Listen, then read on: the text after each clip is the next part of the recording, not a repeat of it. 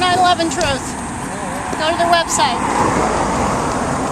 Sure. We're just gonna put it up on YouTube. She's making a little film. We're giving a document to the Fire Marshal. So. Okay. Okay, so you guys are doing a documentary or something like that? Yeah, like a mini doc. Yeah. Okay. All right. Thank you.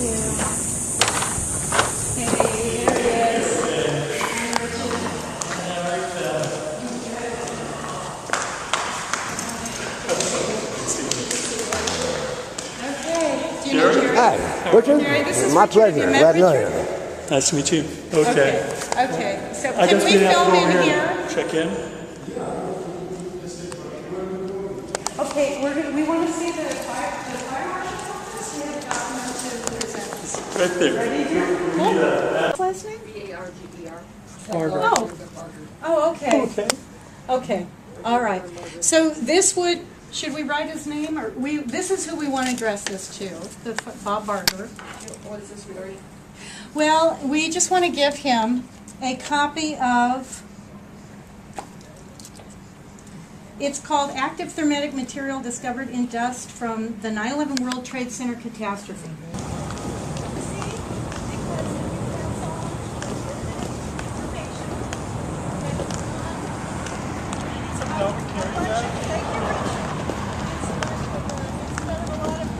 However, when we went into the Fire Marshal's office, let's talk about that a little bit, because that was pretty interesting.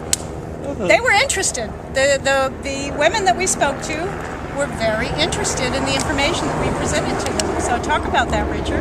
Well, they seem to be very interested, but I think that's what a lot of Americans would be if only they had the opportunity to listen. To hear what we have to say, because you know what's key? I think what's really important here is that we went in, two ordinary citizens. We didn't go in with conspiracy theories.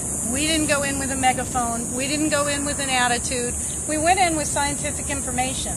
Right. We went in with a document, and we went in with the DVD for Blueprint for Truth. As an extension of disseminating information, and therefore we were friendly, and therefore they were receptive. They were very receptive. They were very receptive. Representing the Fire Marshal's office, and they said, wow, that is really interesting. So, and you also talked about, you talked about the virtual free fall acceleration of Building 7. You talked about. Tell us what you talked about, Richard. Well, I did bring it to their focus something that I thought was very important, and that was with regard to the Old Valley National Bank building. That's right. Whether it could collapse symmetrically as the buildings, the high-rises in New York City. WTC 1 and 2, and WTC 7, and fire just doesn't do that. So it is highly unlikely that Valley National Bank would ever have suffered such a catastrophe. And another thing is that there had been an investigation into thermal conductivity. Well, the thing was that the computer module was used in which they lowered the thermal conductivity to 0, and you can't do that. Nature will not allow you to do that, and thermal conductivity pretty much dissipates the heat throughout the building, following the girders, the steel girders, and that's what prevents it from getting hotter in one area over another area. And a normal fire would create an asymmetrical collapse if there was a collapse, and usually buildings do not even collapse, but there would be an asymmetrical collapse due to the fire being in one area and then burning out, and you're not going to get an entire building to collapse straight down.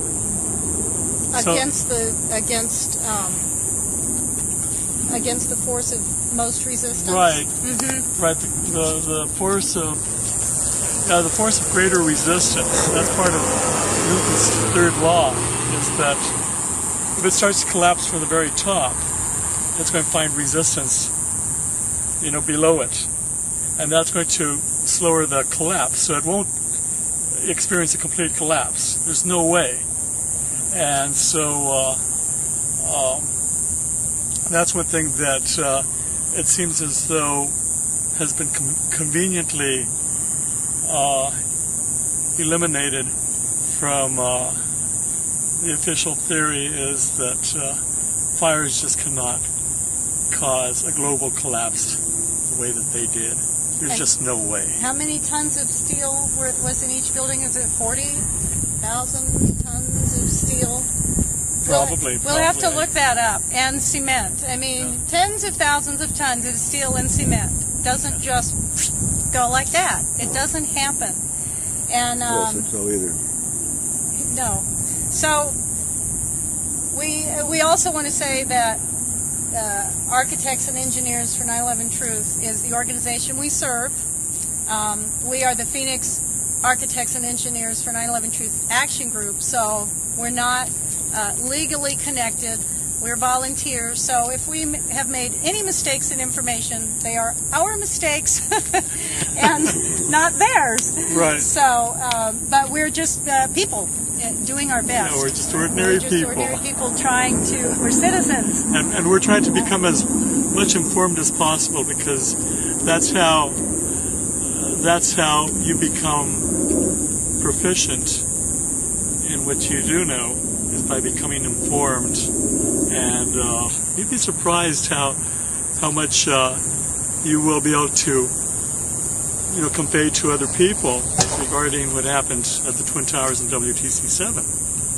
It's there's so much out there, and the thing is that eventually it's going to all come out, and people are going to start to accept this much more than they are now.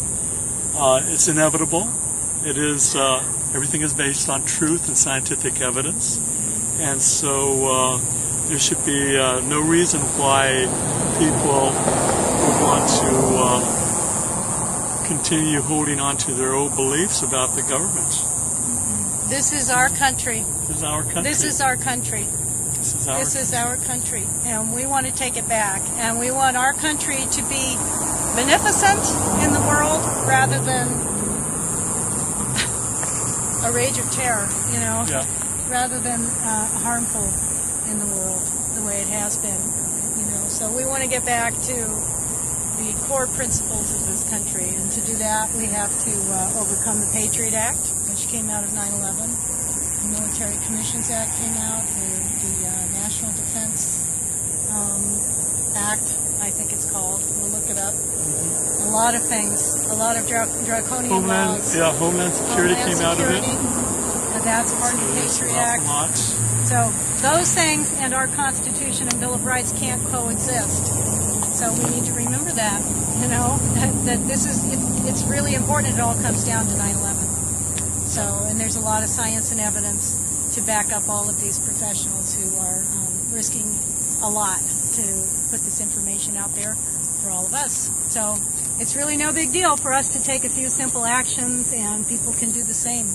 All they have to do is go to www.AE911Truth.org. That's their website, and they can click on there's a silver gray 10th anniversary button in the upper left, and they can click on that, and there are lots of actions that individuals and action groups can take, and anyone can form an action group just like we have, and get active.